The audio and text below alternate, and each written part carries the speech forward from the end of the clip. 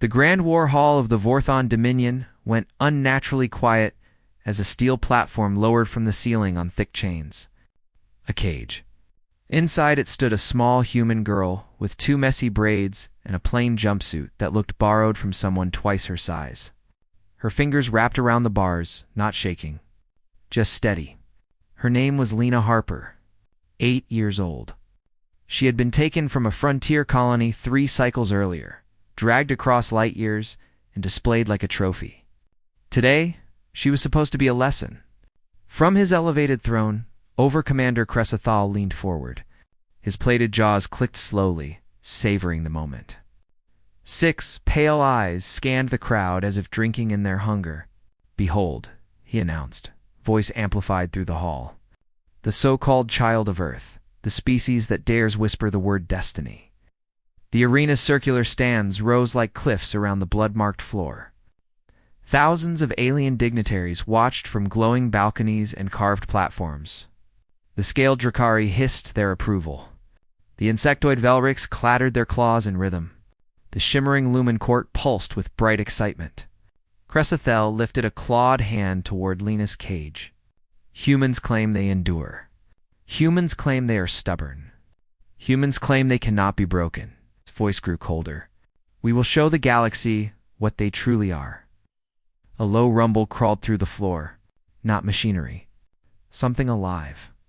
At the far end of the arena, a second gate unlocked with a sound like a wound opening, metal screaming, bolts snapping, and the air itself tightening. The crowd quieted again. A massive shape rose from the depths. A second cage emerged under harsh white lights. Then it stepped forward. Even seasoned warlords forgot to breathe. The creature was a legend used to frighten recruits and silence rebellions.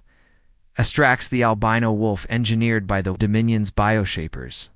Its fur was pure white, so bright it looked like it carried its own moonlight. Its eyes were a deep, unnatural red that never blinked long. The wolf stood nearly 3 meters at the shoulder. Muscles rolled beneath its skin like machinery. Its claws scraped the floor, throwing sparks. Its jaw was wide enough to swallow a torso, lined with teeth dark as volcanic glass. Astrax had killed 42 sentient prisoners in this arena. It had never refused a command. It had never shown hesitation. It had never ever shown mercy. Cressethal's mandibles curled in satisfaction. "Release the human." Lena's cage door hissed open. She stepped out slowly onto the arena floor. Her boots made small sounds against the stained metal. The hall began to chant, deep and rising. Astrax. Astrax. Astrax. Across the arena, the wolf's gate lifted with brutal force. Astrax surged forward like an avalanche. Its breath came out in thick, predatory bursts. Drool threaded from its fangs. Those red eyes locked onto the small human child, and the wolf's whole body tightened, ready to end it in a single strike. Lena didn't run. She didn't scream.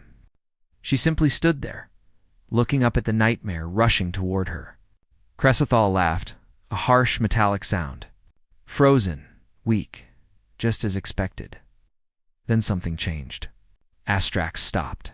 Not slowly, not cautiously. It stopped as if an invisible wall had appeared in front of it. The wolf stood only 5 meters away, chest heaving, claws dug into the floor. Its head tilted slightly.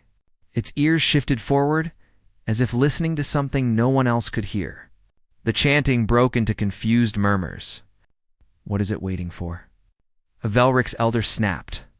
Lena took 1 step forward, then another. The crowd leaned in. The girl lifted a small hand, palm open, not like a weapon, not like a challenge. Like an invitation. "It's okay," Lena said softly. Her voice shouldn't have carried in a hall this large. But the arena sensors caught it, boosted it, and the words drifted across thousands of stunned faces. "It's okay. I know you're scared." Psst. Astrax's lips pulled back, showing those terrible teeth. The crowd braced for the bite, but no snarl followed. Instead, the wolf's eyes widened. Its body shifted backward, 1 step, then another. No one in the Dominion had ever seen the beast retreat. Lena kept walking. She didn't hurry. She didn't flinch. Her hand stayed extended. "They hurt you," she whispered, voice trembling slightly now. "Didn't they?" Her eyes shone with sudden tears. "They made you into something you never asked to be." Crescithal rose from his throne, rage sharpening his posture. "Enough, beast kill." Strax didn't move. Lena stopped only an arm's length away from the creature that had ended 42 lives. She placed her palm gently against its snout. The arena froze. Then the wolf shuddered. Not like anger, like pain. A low sound crawled out of its throat, half growl, half broken cry, like something trapped inside it finally found a crack to breathe through. Lena swallowed hard. "I'm sorry," she said. "I'm so sorry they did this to you." Strax's knees buckled. The fiercest predator in known space lowered itself slowly, carefully, as if it feared its own strength, and placed its massive head near the child's feet. The crowd erupted not in cheers, but in panic. "Impossible." Someone shouted. "It's a trick." Another hissed. Cresithal's voice turned razor-sharp. "Strax, obey." But the wolf didn't look at him. It looked at Lena, and then the impossible happened. A faint shimmer, barely visible, spread from the point where her hand touched its fur. Not white. Not red. Gold. A warm, living golden light rippled through the wolf's body like sunrise through fog. Astrax's breathing slowed. Its eyes squeezed shut. And for the first time since its creation, the creature looked like it was resting instead of hunting. Cresithal's claws clenched the edge of his throne. Humans do not possess control signals. They cannot override dominion shaping. His voice cracked into something smaller. But the galaxy had already started realizing the truth, because this was not control. It was not hacking. It was not technology. It was contact. Hidden deep in humanity, dismissed for centuries as myth, superstition. Nonsense was something the Dominion never measured properly. A frequency. An empathic resonance. A living pulse that could feel pain in another creature and answer it. Most humans never awakened it. Most never even knew it existed. But sometimes, rarely in moments of pure innocence and honest compassion, it surfaced. Lena looked up at the thousands watching her. The arena's systems carried her words everywhere. "He never wanted to be this," she said, voice steady now. "None of you asked what he wanted. You just made him into a weapon." The golden light brightened. As Strax's body tensed, not in attack, but in struggle, like chains were tightening and then snapping. Inside the wolf, Dominion conditioning shattered. Aggression triggers burned out like dead wiring. Pain response, locks dissolved. The brutal commands that had ruled its mind for years splintered into silence.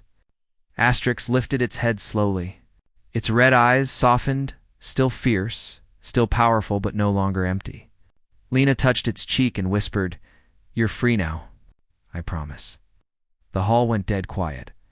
Then Crescithal slammed a claw down on his communicator. Guards seized them. Armored soldiers appeared at the arena doors. But none of them stepped forward, because Strax rose. And this time the sound from its throat wasn't a hunting growl. It was a warning, a promise. The kind that made even trained killers remember fear. The guards hesitated, then lowered their weapons. Crescithal stared in disbelief as his own soldiers refused him.